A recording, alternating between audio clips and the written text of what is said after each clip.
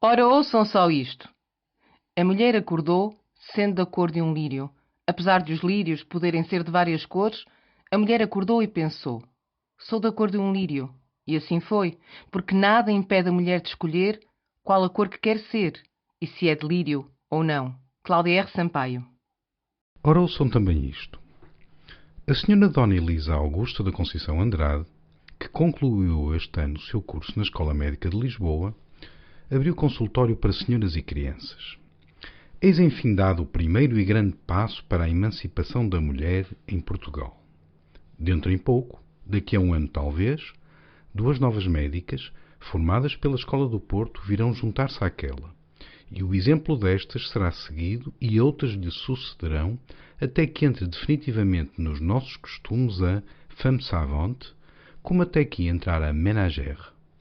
Para trás a touca de rendas e o avental de chita, para trás o tricô e a agulha de marfim, para trás o pot-au-feu. Honra à ciência, glória ao bisturi. Diário de Notícias, 1 de setembro de 1889. Está na hora de ouvirem só isto.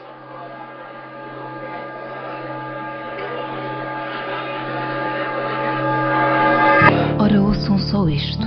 Ora, ouçam só isto. Ora, ouçam só isto. Dos textos às ideias.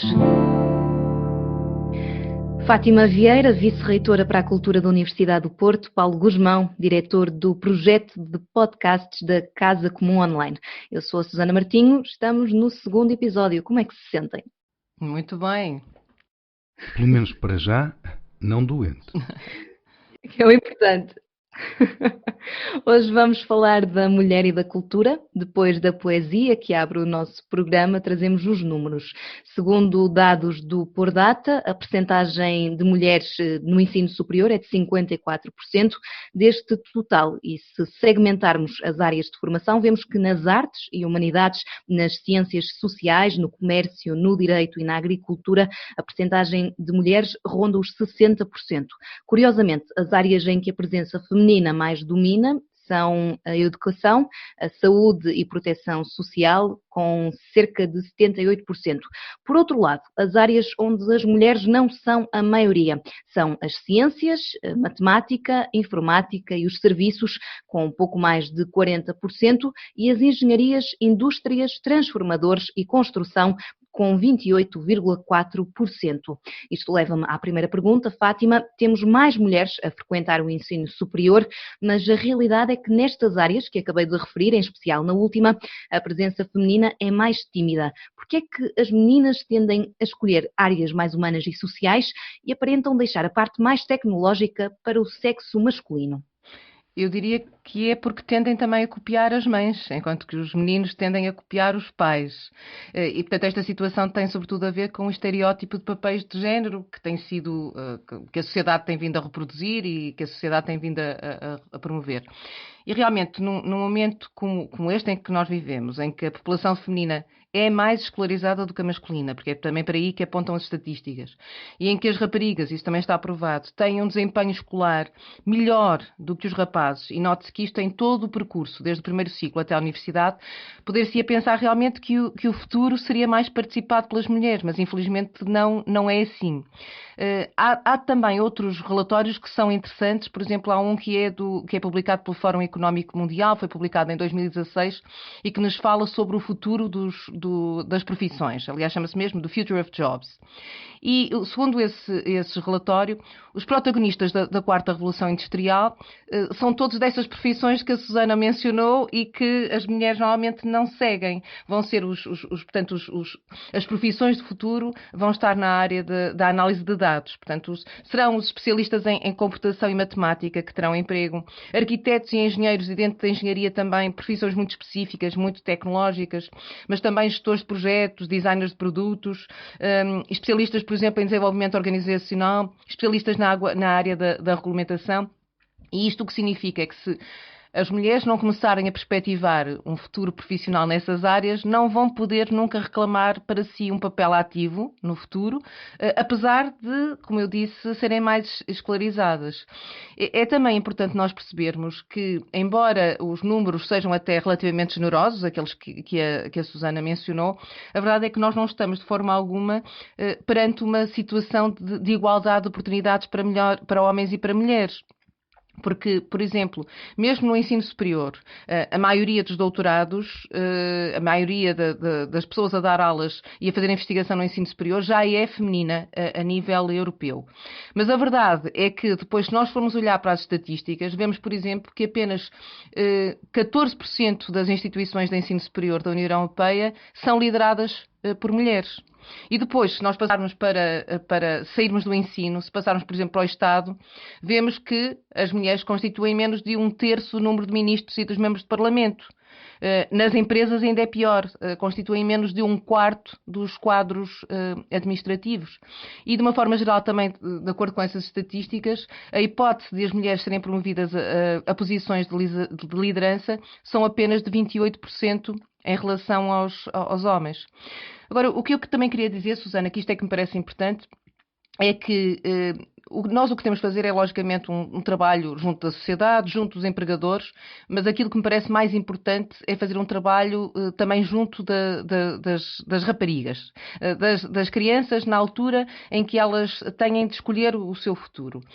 Eu lembro-me que as palavras da Mary Wollstonecraft, Mary Wollstonecraft, logo no rescaldo da Revolução Americana e da Revolução Francesa, escreveu um livro que se chamava A Reivindicação pelos Direitos da Mulher. Foi publicado em 1792. E o que ela disse ainda é válido para hoje. Ela dizia: eu não quero que as mulheres tenham poder sobre os homens, mas sobre elas mesmas. E é isso que me parece que é importante fazermos agora. É as raparigas perceberem que podem ser aquilo que quiserem. Como aquele poderosíssimo poema que eu li no princípio, da Cláudia R. Sampaio. Elas podem ser de qualquer cor e podem ser lírio ou não. Agora, é importante é que percebam exatamente isso. Eu tomei a liberdade de questionar os meus amigos mais próximos, que têm irmãs ou filhas pequenas, sobre o que é que elas querem ser quando forem grandes. Vamos ouvir? Olá, eu sou a Luana e quando for grande queria ser bailarina e cantora. Eu ainda não tenho bem a certeza do que quero ser, mas não me importava de ser bióloga marinha, porque gosto muito dos animais que andam na água e os outros também. Eu quero fazer bolachinhas e quero ser bombeiro. Por quê? Para ajudar o nosso planeta a não ficar imundo. Beijinhos. Olá, eu sou a Eva, tenho 5 anos e eu quero ser um youtuber. Porque eu vejo os outros meninos, os portugueses, a fazerem, e é por isso que eu adoro ser youtuber. Quando eu for grande, eu quero ser médica. Quando eu for grande, quero ser estilista de moda. Quero ser mecatrónica e peceira. O que é ser mecatrónica? É compor os carros, a parte elétrica. E o que é ser peceira? É vender peças para os carros e às vezes compor. E porquê é que tu queres ser mecatrónica e peceira? Porque o meu pai também é e eu acho que ele é fixe ser. Tchau. É muito interessante aquilo que mostrou agora, Susana.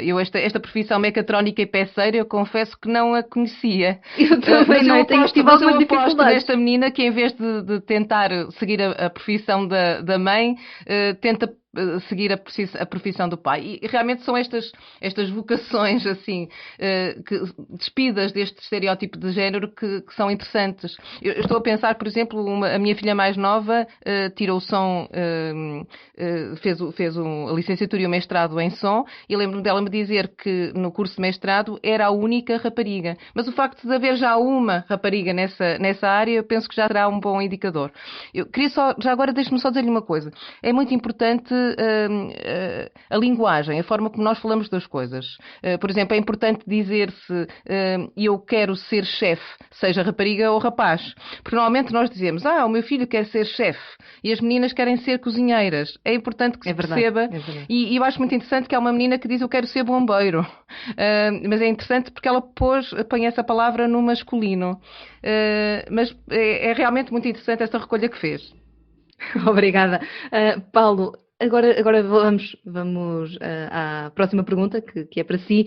Como é que tem evoluído a participação da mulher em profissões marcadas pelo sexo ao longo dos séculos XX e agora XXI? Ora bem, a evolução da promoção das mulheres é lenta, não haja dúvida. Desconsiderando séculos anteriores, podemos referir aos movimentos ou ao surgimento dos movimentos sufragistas no final do século XIX, que aliás continuam a desenvolver no início do século XX.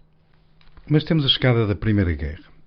E o impacto que a Primeira Guerra tem nos movimentos feministas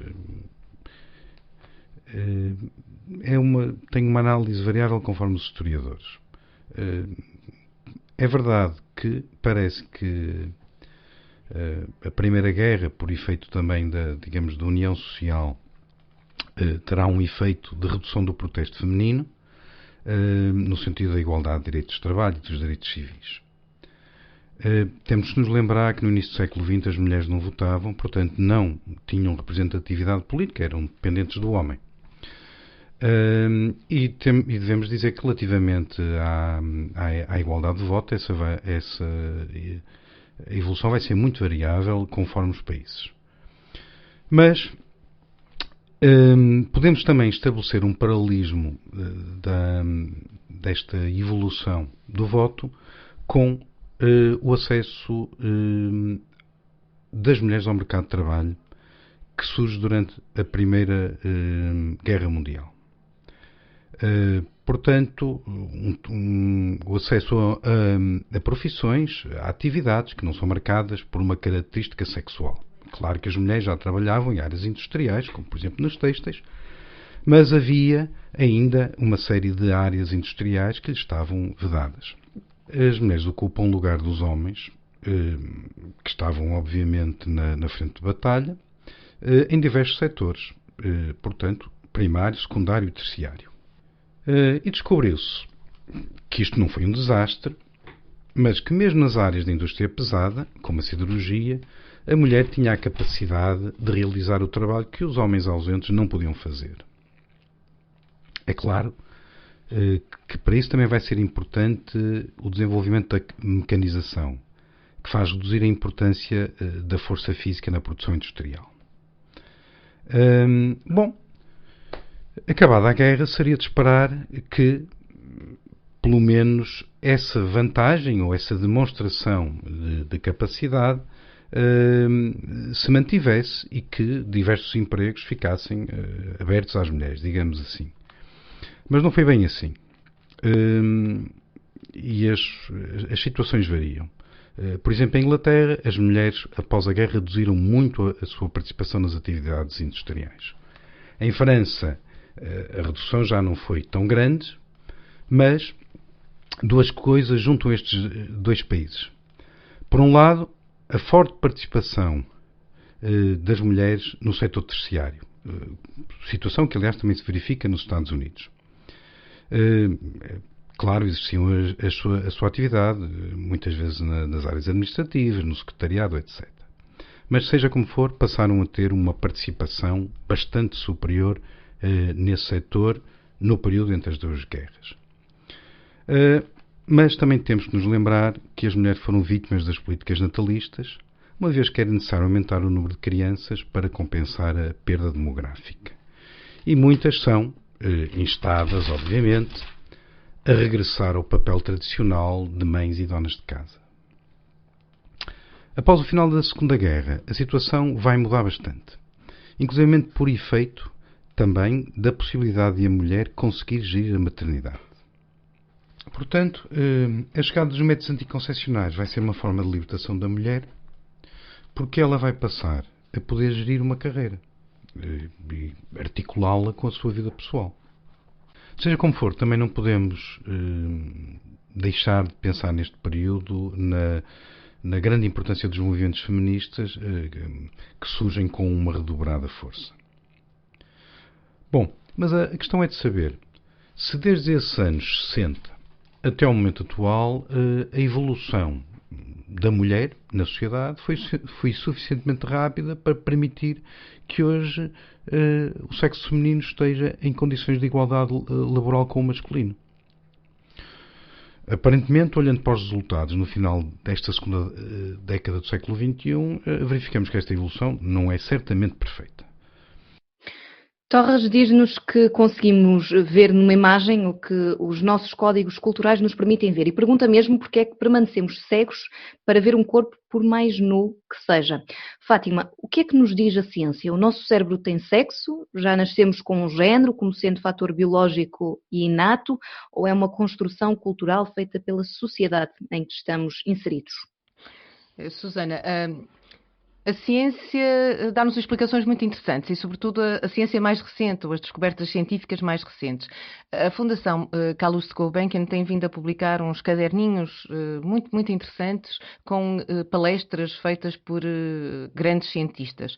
E entre esses cadernos há uma palestra feita pela Catherine Vidal, que é uma neurobióloga francesa, é, aliás, diretora da investigação no Instituto Pasteur, em Paris, e ela responde com bastante clareza e recorrendo a dados científicos, a estudos científicos, a essa questão, não é? Em relação à possibilidade de nós já nascermos homens e mulheres, não é? Com capacidades e padrões de comportamento distintos, ou seja, esta perspectiva essencialista do homem e da mulher. E então esta pergunta, o nosso cérebro tem sexo? A Catherine Vidal dá-nos uma resposta muito interessante, diz sim e não.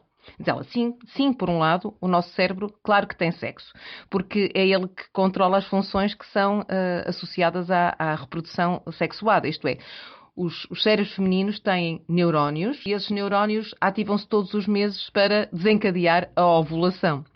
Agora, por outro lado, o cérebro não tem sexo se nós estivermos a falar de funções cognitivas, ou seja, rapazes e raparigas têm exatamente as mesmas capacidades. Se estivermos a falar de raciocínio, se estivermos a falar de capacidade de memória, se estivermos a falar de capacidade de atenção. E a Vidal explica que quando o bebê nasce, ele tem no seu cérebro 100 milhares de neurónios e nessa altura eles param imediatamente de se multiplicar. E é então que começam a ocorrer as conexões entre os neurónios, as sinapses. Agora, o que ela diz é que é muito interessante, é que o que acontece é que apenas 10% das sinapses é que estão presentes à nascença, ou seja, as restantes sinapses ocorrem quando o bebê começa a interagir com o mundo exterior. E a verdade é que o nosso cérebro está continuamente a fabricar novos circuitos de neurónios, isto sempre em função das aprendizagens, em função das experiências vivenciadas. E por essa razão é que nós muitas vezes dizemos, eu sou uma pessoa diferente da que era há 10 anos atrás, eu penso de forma diferente, tem a ver exatamente com as suas próprias experiências. Aliás, agora, é bom quando isso acontece, é sinal de evolução. Exatamente, e nós na altura dizemos, olha, evoluíram os costumes, não é? Ou as próprias pessoas vão evoluindo. Agora, estas propriedades de plasticidade cerebral, porque esta foi realmente a grande descoberta dos últimos, eu diria, 20 anos, não é? Estas propriedades da plasticidade cerebral vieram revolucionar também o nosso conceito de funcionamento do cérebro e realmente permitem-nos resolver o dilema clássico que opõe a natureza à cultura, não é? E permite-nos perceber que realmente é inata ao ser humano a capacidade de cabelagem entre os neurónios, mas é adquirida a realização efetiva dessa cabelagem. Agora, o que me parece interessante também é que estes resultados permitem-nos ver que nós temos andado por caminhos errados. E eu faço mesmo questão de dizer de falar daquilo que eu acho que é mesmo um caminho errado, que é e que se prende com a educação diferenciada por sexo, aquilo que se chama as escolas só para mulheres, as escolas só para homens, não é? Para raparigas e para rapazes, que tem vindo a ganhar cada vez mais expressão nos últimos tempos. Só para termos uma ideia, há 240 mil escolas que se auto-intitulam single sex, e isto em 70 países do mundo. E há, inclusivamente, uma associação, a European Association for Single Sex Education, E é muito interessante. Até dá a sensação que estamos perante um retrocesso. Parece que que estamos há 100 anos atrás, mas se entrarmos no site desta associação, encontramos o lema da educação diferenciada, por exemplo, para as raparigas. Dizem assim: deixem as raparigas ser o que querem ser.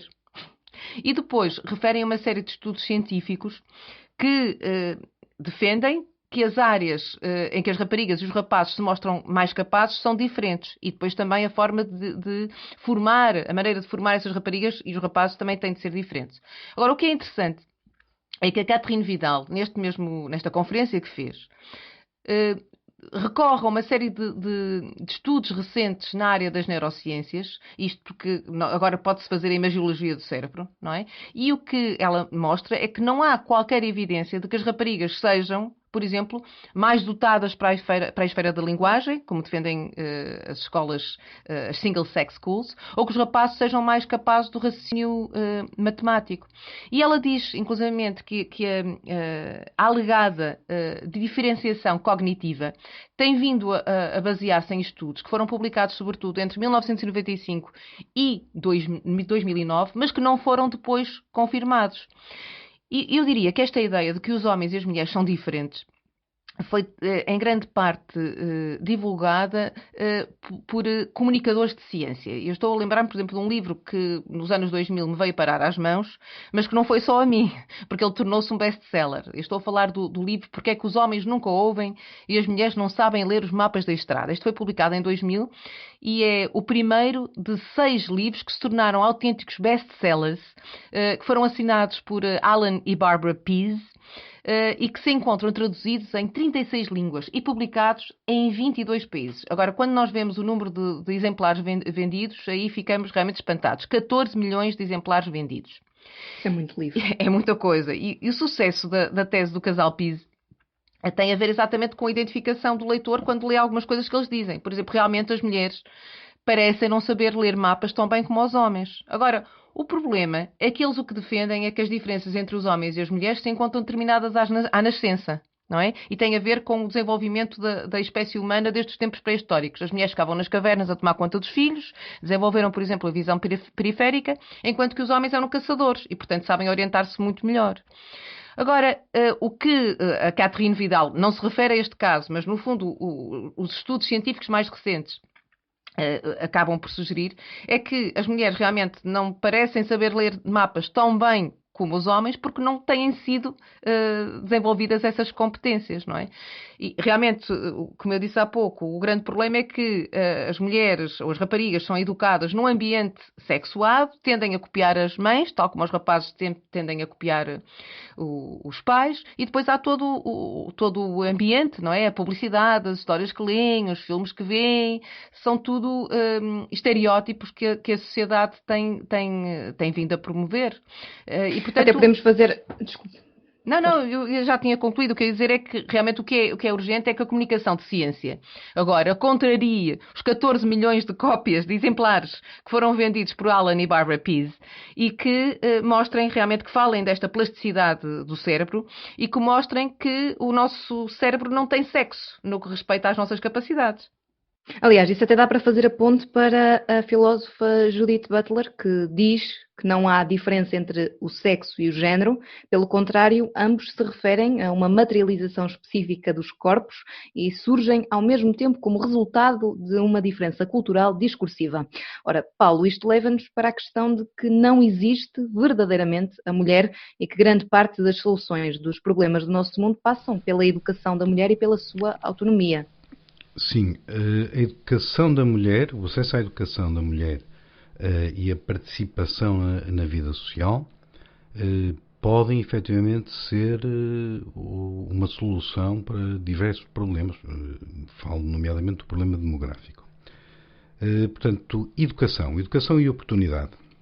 É também um problema de representações, como diz a Fátima. Ou seja, quais são os modelos que são dados às mulheres e a partir dos quais elas decidem o que querem ser. Sob esse ponto de vista, não sei se modelos de educação diferenciada não terão o efeito de reproduzir estereótipos. Eventualmente é o que poderá suceder. Quanto à questão das capacidades, provavelmente a variação que existe no interior de um sexo é superior às diferenças que existem quando comparamos os dois. Agora, é um bocado inegável que houve sempre uma tentativa por parte dos homens de impedir o acesso das mulheres ao conhecimento e à produção, seja ela científica ou artística. E, portanto, não temos assim muitos exemplos de mulheres que consigam romper aquilo que podemos dizer que é uma malha de sujeição. Geralmente justificada pela maternidade e pela vida familiar, sendo a mulher o sustentáculo da família, não é? Afetivo e mesmo, digamos, de gestão do lar. E, portanto, não precisamos de ir buscar mais longe razões para um desempenho historicamente diferente dos dois sexos. Recentemente, em outubro do ano passado, o Salão Nobre da Reitoria da Universidade do Porto ficou mais rico. Passou a ter um retrato de Leopoldina Ferreira Paulo. Fátima, tenho duas perguntas. A primeira é quem que foi esta mulher, Leopoldina Ferreira Paulo. E a segunda é, este é um daqueles exemplos do que pode ser feito para alterar a percepção que temos do lugar da mulher na universidade e na ciência? A Susana, Leopoldina Ferreira Paulo foi a primeira mulher doutorada pela Universidade do Porto, foi em 1944, e nós usámos-la como um símbolo, porque realmente o trabalho que há a fazer é a nível da comunicação da ciência, não é? Tal como eu disse há pouco, Alan e Barbara Pease fizeram tão bem essa comunicação de ciência, também é preciso sabemos nós fazer essa comunicação de ciência. E a comunicação de ciência pode ser feita através de novas narrativas, que é isso que eu defendo. Nós precisamos de novas narrativas, não sou só eu, tenho falado, no fundo é a tese principal. E muitas vezes a introdução de um lugar de memória, estou a utilizar uma expressão do historiador francês Pierre Nora, por vezes a introdução de um lugar de memória poderá ajudar-nos a contar o passado, mas no feminino. E realmente o que nós fizemos no Salão Nobre da Reitoria da Universidade do Porto foi colocar o retrato da Leopoldina Ferreira Paulo num salão que estava forrado de retratos de homens. Tinha 49 homens. E nós, quando fazíamos visitas guiadas ao Salão Nobre, a história era toda contada no masculino, não é? Desde os primórdios da universidade até mais ou menos os anos 60, 70 do século XX. Ora, a partir do momento em que foi colocado o retrato da Leopoldina Ferreira Paulo, um retrato belíssimo, aliás, por um docente da Faculdade de Belas Artes da Universidade do Porto, Mário Bismarck, mas a partir do momento em que colocamos lá o retrato da Leopoldina Ferreira Paulo, começamos a ter um excelente pretexto para evocar o contributo das mulheres para o desenvolvimento da Universidade do Porto. E realmente, a partir desse momento, as visitas guiadas ao auditório passaram obrigatoriamente pela história de outras mulheres, como, por exemplo, o caso das Irmãs Moraes Sarmento. As Irmãs Moraes Sarmento são assim conhecidas porque são 4 meninas, são 4 raparigas. Estamos a falar das filhas do comerciante e do jornalista Anselmo de Moraes, que era uma figura importantíssima do final do século XIX, no Porto. E ele teve 5 filhos. Teve um rapaz que cursou Direito, mas ele fez questão de oferecer às outras 4 filhas uma educação exatamente igual à do filho. E as 3 filhas, a Aurélia, Laurinda e Guilhermina, licenciaram-se pela Escola Médico-Cirúrgica. E a filha Rita, que era a mais nova, tornou-se a primeira engenheira civil do país. E este lugar de memória é um lugar de memória muito importante, porque dá-nos um exemplo de que, mesmo no século XIX, onde ninguém esperaria ter mulheres médicas e engenheiras, houve quem desafiasse, e com muito sucesso, os estereótipos de género. Mas quando estamos a falar de lugares de memória para contar a história no feminino, podemos falar de outras coisas, porque o Pierre Nora, quando utiliza a expressão de lugares de memória, ele diz que os lugares de memória podem ser de natureza diversa, podem ser retratos, podem ser estátuas, homenagear personalidades do passado, podem ser livros, podem ser filmes, podem ser eventos. O que interessa é que eles exaltem comportamentos exemplares. E uma boa estratégia, agora bastante mais recente, é, por exemplo, o livro Mulheres na Ciência, que é publicado pelo Ciência Viva, que já tem 2 edições. Teve uma edição em 2016, uma segunda edição lançada agora recentemente, em 2019. E o que é que fazem esses livros? Eles oferecem o retrato fotográfico de mulheres que representam o melhor que se faz na investigação no nosso país. E é muito interessante porque nós o que vemos é jovens, temos também algumas investigadoras sénior, mas também muitas jovens e que são retratadas com a bata de cientista vestida e que mostram que realmente a conquista do espaço das mulheres na ciência está já em curso. Agora, isto recuperando um bocadinho aquilo que eu tinha dito há pouco sobre a plasticidade cerebral, leva-me a falar também num outro aspecto importante que são os brinquedos que se dão às crianças, não é? Isto é um assunto que ainda está muito vivo por causa das bonecas para as raparigas, os carrinhos para os rapazes, o cor-de-rosa ou o azul, as cores que nós devemos dar. Realmente é importante nós percebermos o que é que estamos a dar. E é importante, sobretudo, por exemplo, nós, se quisermos dar bonecas, por exemplo, às nossas filhas, então poderemos dar, mas é importante nós darmos, por exemplo, se quisermos dar uma Barbie, então podemos pensar em dar a coleção de Barbies que a Mattel colocou no mercado, por exemplo, em 2018, que é interessantíssima. São 18 bonecas verdadeiramente inspiradoras, que evocam personalidades completamente diferentes, todas elas não convencionais e todas elas inovadoras. E uma boneca, por exemplo, uma boa boneca para se oferecer poderá ser a Frida Kahlo. E o que é interessante também é a comunicação, a forma como estas bonecas são apresentadas. A Frida Kahlo é lembrada, diz-nos a Mattel, por causa do seu estilo artístico único, mas também o seu papel no ativismo feminista. E isto é muito importante, a forma como é comunicada e como é promovida a boneca. Depois há também uma boneca... Nós lembramos-nos da Frida Kahlo como uma força da natureza. Exatamente. Mas depois a coleção dá-nos outras bonecas. Por exemplo, a Amelia Earhart, que foi a primeira mulher piloto a cruzar o oceano. Ou ainda a Katherine Johnson, que integrou o grupo de responsáveis por levar o primeiro homem à Lua. E, portanto, logo estamos a falar de há umas décadas já, portanto, há 5 décadas, estamos agora a festejar os 50 anos da ida do primeiro homem ter pisado a Lua, não é? E, portanto, já nessa altura havia uma mulher que fazia parte do grupo de responsáveis, de cientistas. Ou, por exemplo, a Nicola Adams, que é uma campeã de boxe britânica.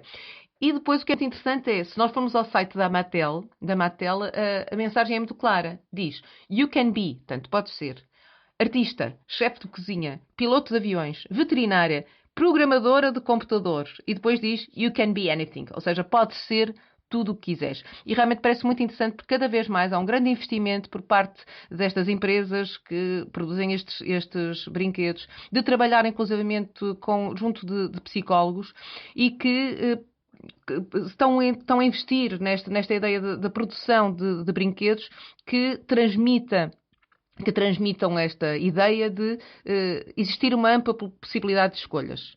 E é importante que esta promoção seja feita não apenas junto das crianças, mas também dos educadores e dos pais, não é? Nós sabemos que a resistência muitas vezes vem dos mais velhos, mas a boa notícia... E entramos no campo das ideias cristalizadas. Exatamente, mas a boa notícia é que se nós pensarmos na explicação da Catherine Vidal, não é? Da plasticidade do nosso cérebro, pois nós sabemos então que a plasticidade cerebral continua mesmo na idade adulta.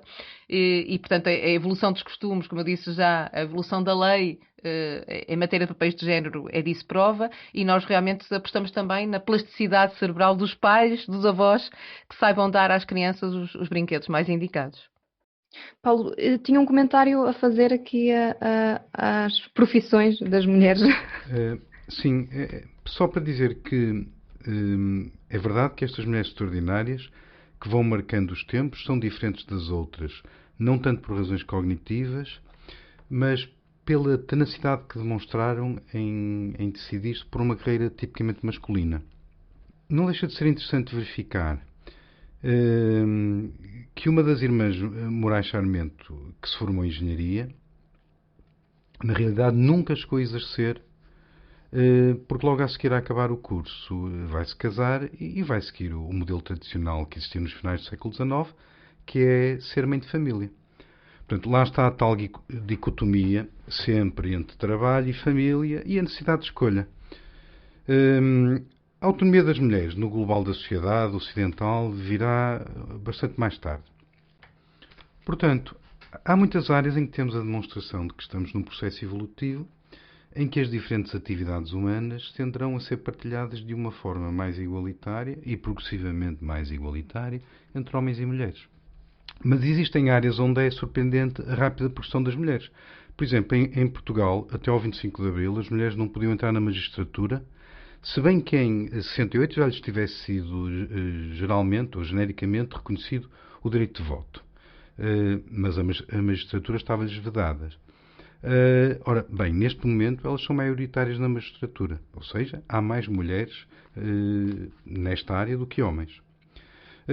Nas áreas da medicina, onde antes elas eram novidade, o texto que eu li no início coloca bem a formação académica em oposição com, mais uma vez, a vida doméstica, mas elas hoje já são maioritárias nas escolas médicas.